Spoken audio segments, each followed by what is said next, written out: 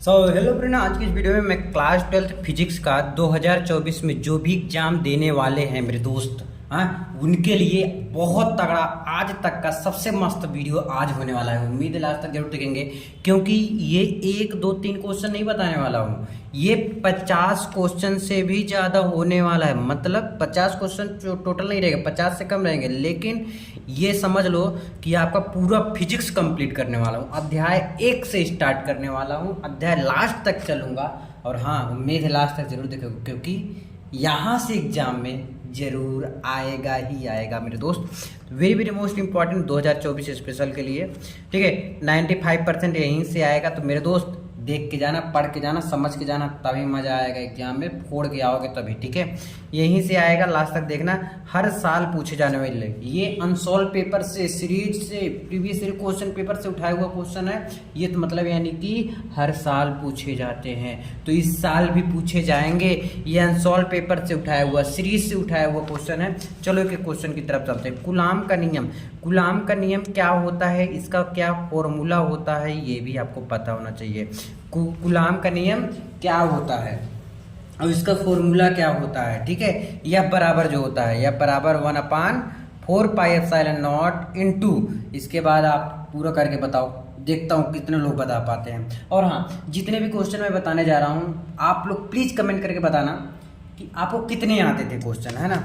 चलो अगला, विद्युत ध्रुव में निरक्षीय स्थिति। निरक्षीय स्थिति है कि तीव्रता तथा अच्छी स्थिति, दोनों में थोड़ा सा कॉमन है। क्या है, दोनों में थोड़ा सा कॉमन है, और ये न्यूमेरिकल है जो कि हर साल पूछे जाते हैं। देखो, विद्युत द्विध्रुव है, दोनों में देख लीजिए, विद्युत द्विध्रुव में एक अच्छी और निरक्षी दोनों पढ़ लेना।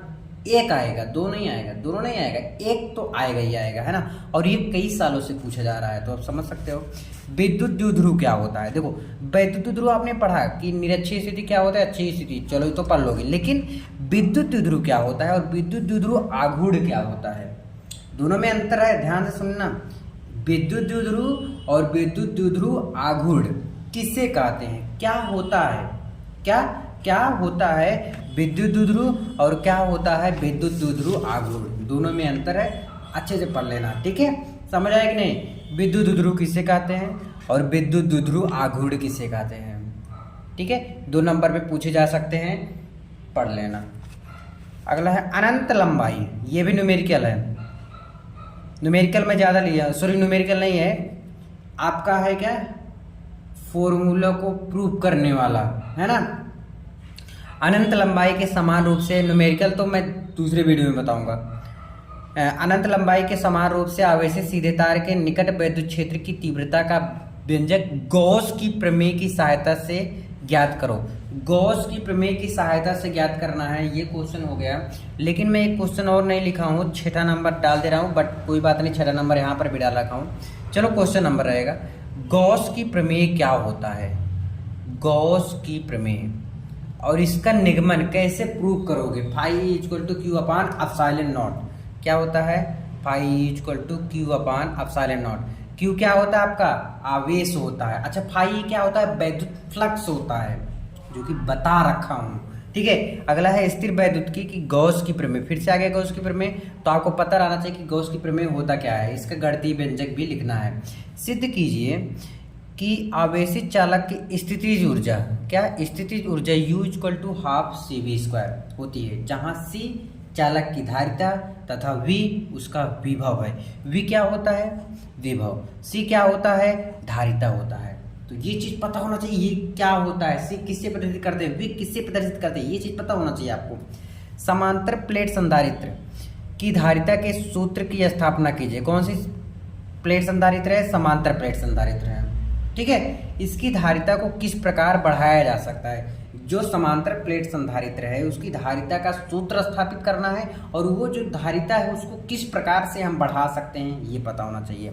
नेक्स्ट है अनुगमन वेग, क्या होता है, I equal to NEAVD, formula 1, ठीक है। तो अनुगमन वेग के किसे कहते हैं, और इसी अनुगमन वेग को कभी कभी आ जाता है कि अपवाह वेग, दोनों एक ही नाम है, ठीक है।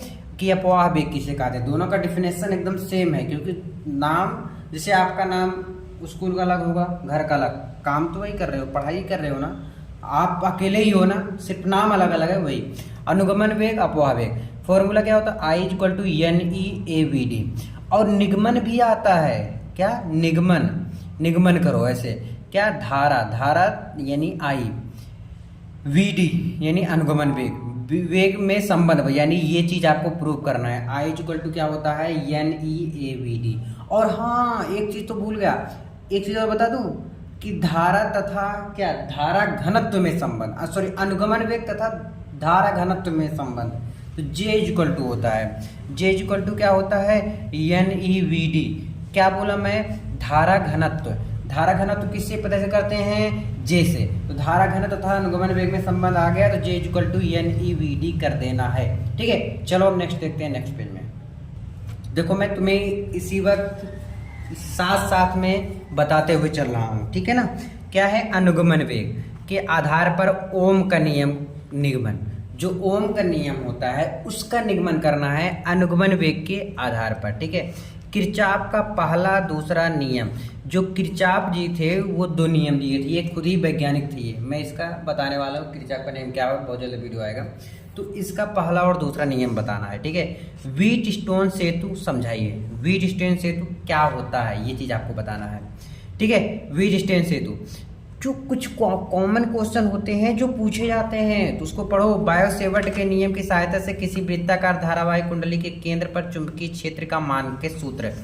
चुंबकीय द्विध्रुव आघूर्ण क्या होता है, द्विध्रुव आघूर्ण आपने पढ़ा लेकिन चुंबकीय द्विध्रुव आघूर्ण नहीं पढ़ा।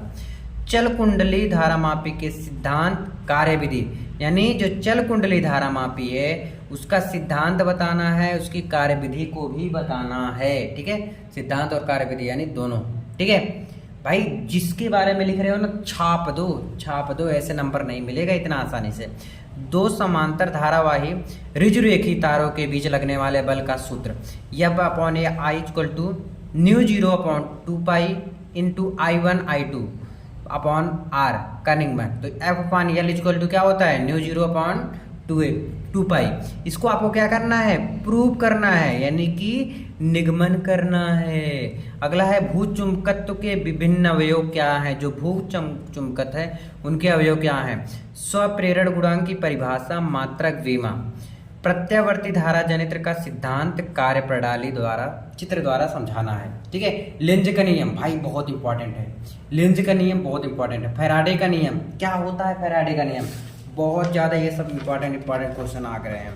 चलो अगला, चौक कुंडली, चौक कुंडली किसे कहते हैं भाई, चित्र सहित बनाना। ठीक है, ट्रांसफार्मर का नामांकित चित्र तथा इसके परिणमन अनुपात का सूत्र भी स्थापित करना है। प्रत्यावर्ती धारा के वर्ग माध्य मूल्य मान से क्या तात्पर्य है। ठीक है, अगला है विद्युत चुंबकीय तरंगे क्या है, विद्युत चुंबकीय तरंगे क्या होती हैं, विद्युत चुंबकीय 1/f इक्वल टू दो फोकस दूरी को आपस में क्या कर दिया गया है, ऐड कर दिया, 1/f1 प्लस 1/f2। ये सारे प्रूव करने वाले और इतने ज़्यादा इंपॉर्टेंट है, इतने ज़्यादा इंपॉर्टेंट है, मैं तुमसे क्या बोलूँ, मतलब बहुत ज़्यादा।